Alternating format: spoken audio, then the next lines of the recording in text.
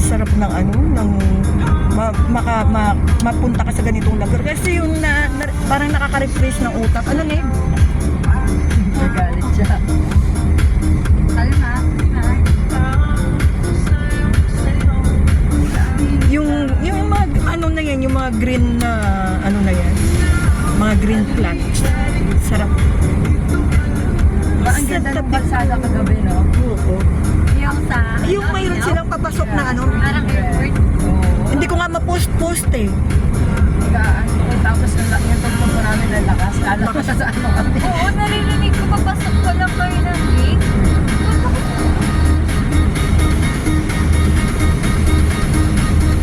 Sabi nga nung ano, sabi ko nga doon sa mga live ko, road trip kami.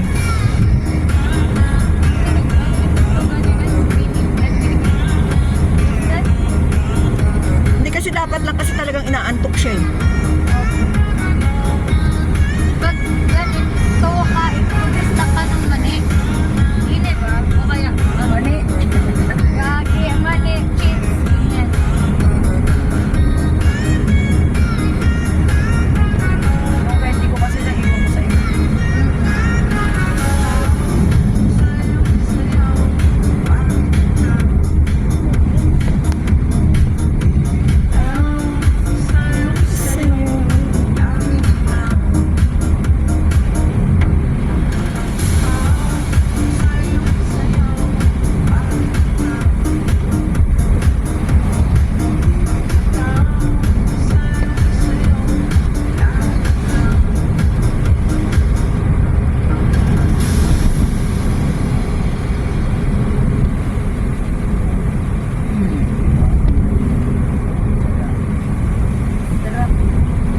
Free naman din eh. Ay, gusto mo mabilis tayo? Ay, hindi, joke lang. Di pala.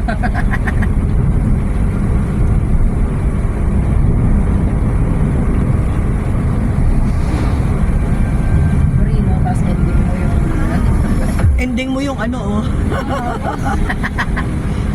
Marina ko. Mare, kasi kung overtake ka lang na kaso pwede ka sa minute. Alam mo, pag ganyan ang takbo niya kasi, nakaano siya, kasi alam kung bakit madulas ang daan. Oo nga po. Nararamdaman ko kasi siya. Kahit pa tumatry na tayo, hindi naman siya mundo agad. Meron siyang siguro 1 to 3 inch.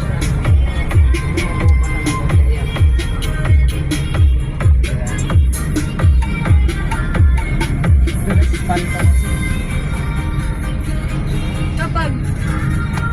Kapag paakyat ka, on mo yung automatic. Tulog na yung mga para hindi ka babies. mabibitin. Okay, sige ba? Tulog na yung mga babies.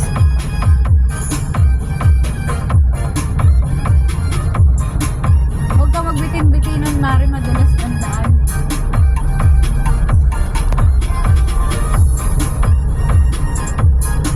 Ay, diretso na rin naman pala kayo eh. Ha? Basta diretso. Diretso naman na din pala kayo ni Tita kasi may pasok ko mamaya eh. Oo, sabi niya nga. Para makapalengke pa kayo ni Tita. Totoo ko po ang uuwi mo.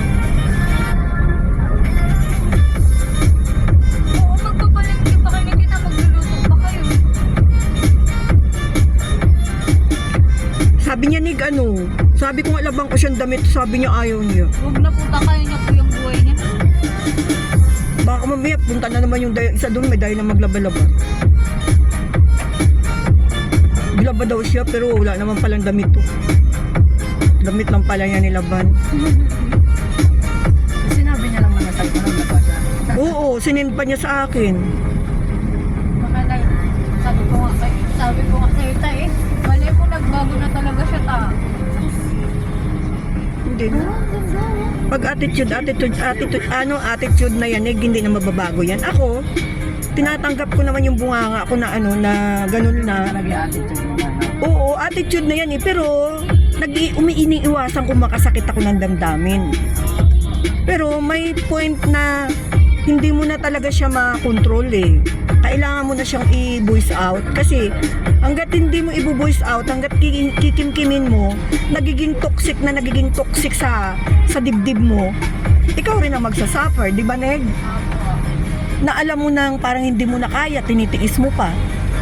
Parang ganun kayo gagawin ko kay... Parang ganun gagawin ko kay kuya ko. Ako, Neg, hindi naman ako nag-provoke kung hindi talaga siya ang nag-unang, oo. Tapos tayo yung depressed kapag nagkagulo-gulo tayo. Hindi kasi kahit na nagsusumbong ito, nagko-comment lang ako.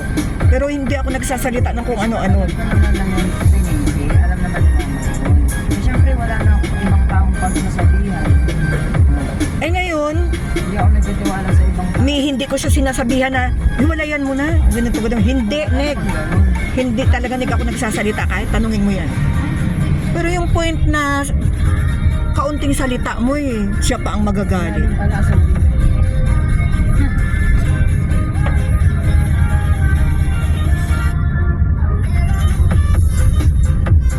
Hindi naman po pwedeng gano'n, siya.